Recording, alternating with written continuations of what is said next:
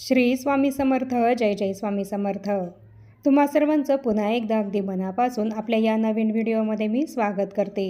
आज आहे माघी गणेश जयंती आणि आज माघी गणेश जयंतीच्या दिवशी आपल्याला गणपती बाप्पाला कोणत्या खास 5 पदार्थांचा नैवेद्य हा दाखवायचा आहे, जेणेकरून आपली प्रगती होईल, आपल्या प्रगतीचे नशिबाचे दार हे उघडेल, आपण करत असलेल्या प्रयत्नांना, कष्टाला नशिबाची साथ मिळेल आणि आपली भरभरून प्रगती होईल. याबद्दलची संपूर्ण माहिती देणारा व्हिडिओ मी कालच माझ्या चॅनलवर अपलोड हा केलेला आहे आणि अजूनही जर तुम्ही तो व्हिडिओ बघितला नसेल तर आता माझ्या चॅनलवर जाऊन तुम्ही तो व्हिडिओ नक्की बघा आणि व्हिडिओमध्ये सांगितल्याप्रमाणे तुम्हीसुद्धा आज माघी गणेश जयंतीला गणपती बाप्पाला या खास पदार्थांचा नैवेद्य आवर्जून दाखवा, म्हणजे तुम्हाला गणपती बाप्पांचा आशीर्वाद मिळेल.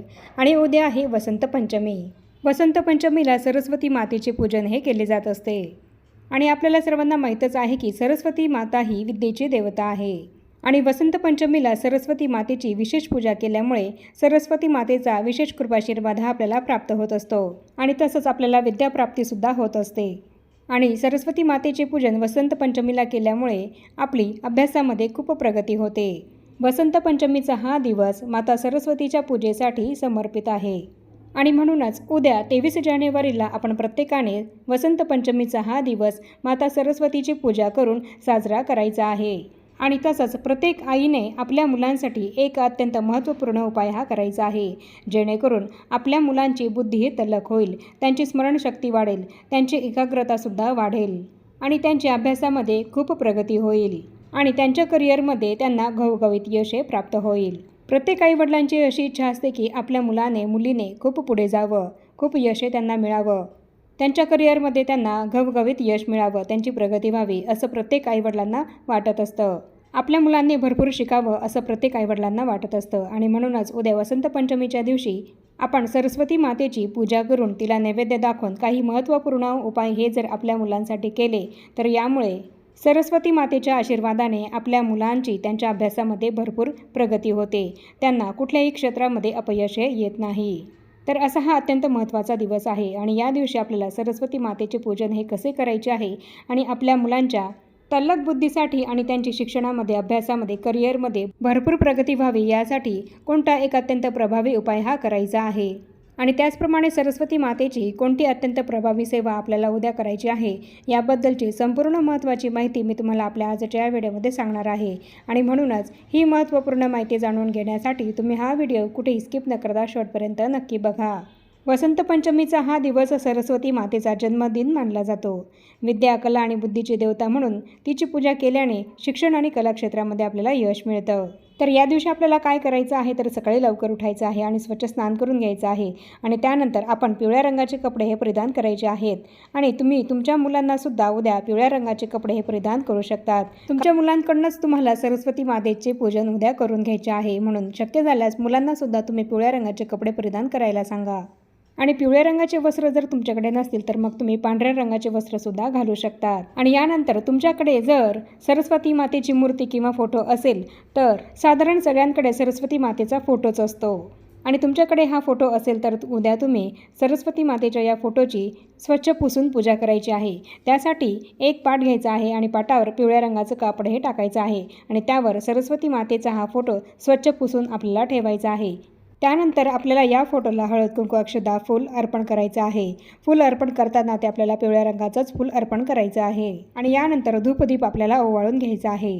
तुमच्याकडे सरस्वती मातेचा फोटोही जरी नसेल तर मग तुम्ही सरस्वती यंत्र जे आहे तर ते यंत्र पाटीवर किंवा एखाद्या कोऱ्या वहीवर, एखाद्या कोऱ्या पानावर पेनाने, लाल कलरच्या पेनने किंवा निळ्या कलरच्या पेनने सरस्वती यंत्र हे पानावर काढायचं आहे आणि पाटीवर काढत असाल तर तुम्हाला पेन्सिलने काढायचं आहे. सरस्वती यंत्र हे तर प्रत्येकाला माहीतच आहे. तर असं हे सरस्वती यंत्र तुम्हाला कोऱ्या कागदावर किंवा पाटीवर काढून त्याचीसुद्धा पंचोपचार पूजाही करून घ्यायची आहे.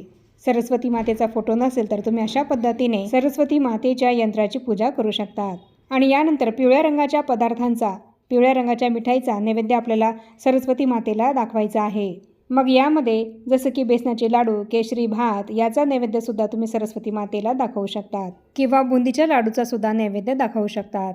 तर अशा या अगदी साध्या सोप्या पद्धतीने आपल्याला सरस्वती मातेची पूजा उद्या करायची आहे आणि ही अशी पूजा तुम्ही दिवसभरामध्ये केव्हाही करू शकतात. मुलांच्या हातून तुम्हाला ही पूजा करून घ्यायची आहे. त्यासाठी जेव्हा तुमची मुलं घरी असतील तेव्हा तुम्ही ही पूजा मुलांकडून करून घ्या. सरस्वती माता ही विद्येची देवता आहे आणि जिथे सरस्वती माता असते तिथे लक्ष्मी माताही येतच असते आणि म्हणूनच माता सरस्वतीची कृपा आपल्यावर असणं अत्यंत महत्त्वाचं आहे. तर आपल्या मुलांवर सरस्वती मातेची कृपा व्हावी आणि आपल्या मुलांची बुद्धी ही तल्लख तीक्ष्ण व्हावी, त्यांची स्मरणशक्ती आणि एकाग्रताही वाढावी यासाठी उद्या आपल्याला आपल्या मुलांच्या जिभेवर दर्भाची काडी मधामध्ये बुडवून त्या काडीने मुलांच्या जिभेवर ऐम हे अक्षर लिहायचं आहे. ऐम हा सरस्वती मातेचा बीजमंत्र आहे. तर हाच मंत्र उद्या आपल्याला दर्भाची काडी मधामध्ये बुडवून आपल्या मुलांच्या जिभेवर लिहायचा आहे. आता दर्भाची काडी म्हणजे काय, तर आपण जेव्हा तर्पण विधी करतो तर तेव्हा दर्भाची काडी ही वापरत असतो. तर ती दर्भाची काडी मधामध्ये बुडवायची आहे आणि त्याने आपल्या मुलांच्या जिभेवर ऐम हे अक्षर लिहायचं आहे. आणि जर तुम्हाला ही दर्भाची काडी नाही मिळाली तर तुमच्याकडे एखादा सोन्याचा कुठलाही दागिना असेल तर तो दागिना तुम्हाला स्वच्छ धुवून पुसून घ्यायचा आहे आणि तो दागिना मधामध्ये बुडवून त्या सोन्याच्या दागिन्याने तुम्हाला तुमच्या मुलांच्या जिभेवर ऐम हे अक्षर लिहायचं आहे. किंवा मग तुम्ही चांदीच्या एखाद्या दागिन्याने जरी हे अक्षर लिहिलं तरीसुद्धा चालेल.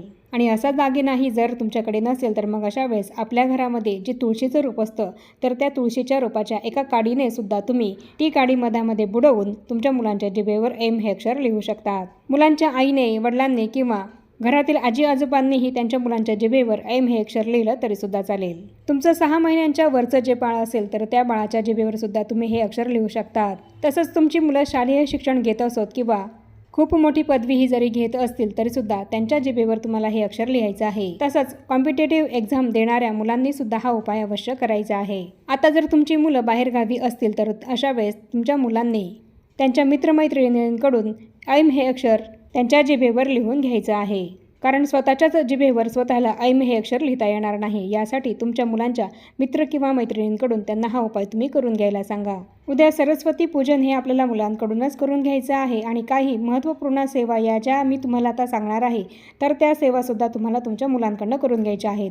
आणि तुमची मुलं खूपच लहान असतील तर तुम्ही सरस्वतीचं पूजन हे त्यांच्याकडनं करून घ्या. आणि या ज्या काही सेवा आहेत तर या सेवा तुमच्या मुलांना करायला जमणार नाही तर मग या सेवा तुम्ही स्वतः करा आणि तुमच्या बाजूला तुमच्या मुलांना बसायला सांगा. ही सगळी सेवा करत असताना तुमच्या बाजूला तुम्ही तुमच्या मुलांना हात जोडून बसायला सांगायचं आहे. म्हणजे जेणेकरून हे जे काही स्तोत्र मंत्र मी तुम्हाला आता सांगणार आहे ते त्यांच्या कानावर पडतील आणि माता सरस्वतीचा कृपाशीर्वाद हा त्यांना प्राप्त होईल. आणि तुमची मुलं मोठी असतील आणि त्यांना लिहिता वाचता येत असेल तर तुम्ही त्यांनाच ही सगळी सेवा करायला सांगा. तर आपल्याला सेवा काय करायची आहे, तर आपल्याला श्री स्वामी समर्थ या मंत्राची 1 माळ करायची आहे आणि तसंच ऐक्य मंत्र हा आपल्याला 11 वेळा किंवा 21 वेळा म्हणायचा आहे. त्याचप्रमाणे सरस्वती मंत्राचा जप हा आपल्याला 1 माळ करायचा आहे आणि यानंतर गायत्री मंत्र हा 11 वेळा किंवा 21 वेळा तुम्हाला म्हणायचा आहे. तसंच सूर्यमंत्र हा सुद्धा 21 वेळा म्हणायचा आहे आणि यानंतर गणपती अथर्व शीर्ष आणि गणपती स्तोत्र हे सुद्धा 11 वेळा किंवा 1 वेळा पठण करायचं आहे. आणि तसंच सरस्वती स्तोत्र हे सुद्धा 11 वेळा किंवा 1 वेळा म्हणायचं आहे. आणि यानंतर प्रज्ञा विवर्धन स्तोत्र हे सुद्धा 1 वेळा किंवा 11 वेळा पठण करायचं आहे. आणि ही जी काही सगळी स्तोत्र आणि मंत्र मी तुम्हाला सांगितलेली आहेत तर ती तुम्हाला नित्यसेवेच्या पुस्तकामध्ये मिळून जातील. नाहीतर तुम्ही यूट्यूबला सर्च केली तर तिथेसुद्धा तुम्हाला ही स्तोत्र मंत्र मिळून जातील. तर तिथे बघूनसुद्धा तुम्ही ही सगळी स्तोत्र आणि मंत्र पठण करू शकतात. आपल्या मुलांनी या सेवेसोबत आणि या उपायासोबत त्यांचा अभ्यास हा सुद्धा अगदी मन लावून करायचा आहे. असं नाही की नुसती सेवाच करायची आहे आणि उपायच करायचा आहे आणि अभ्यास करायचा नाही, तर आपल्याला असं करायचं नाही आहे. सेवा, उपाय आणि आपला अभ्यास हा आपल्याला पूर्ण मन लावून करायचाच आहे. तरच आपल्याला सरस्वती मातेची कृपाही प्राप्त होत असते. तर अशा पद्धतीने उद्या सरस्वती पूजन हे तुम्ही तुमच्या मुलांकडनं करून घ्या आणि अत्यंत प्रभावी हा उपायसुद्धा आणि या सगळ्या सेवासुद्धा तुम्ही तुमच्या मुलांकडनं उद्या अवश्य करून घ्या. यामुळे सरस्वती मातेची कृपाही त्यांना प्राप्त होईल आणि त्यांची शिक्षणामध्ये, अभ्यासामध्ये भरपूर प्रगती होईल.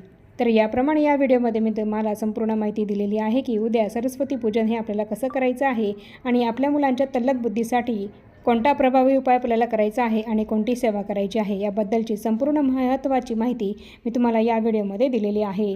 आणि आता या छोट्याशा माहितीसह आपण आपला आजचा हा व्हिडिओ इथेच थांबवूया. चॅनलवर जर पहिल्यांदाच आला असाल तर चॅनलला जरूर सबस्क्राईब करा आणि या व्हिडिओला जास्तीत जास्त लाईक आणि शेअरसुद्धा नक्की करा. आणि भेटूया पुन्हा अशाच नवीन एका माहितीपूर्ण आणि महत्त्वपूर्ण व्हिडिओसोबत. तोपर्यंत सर्वांना श्री स्वामी समर्थ.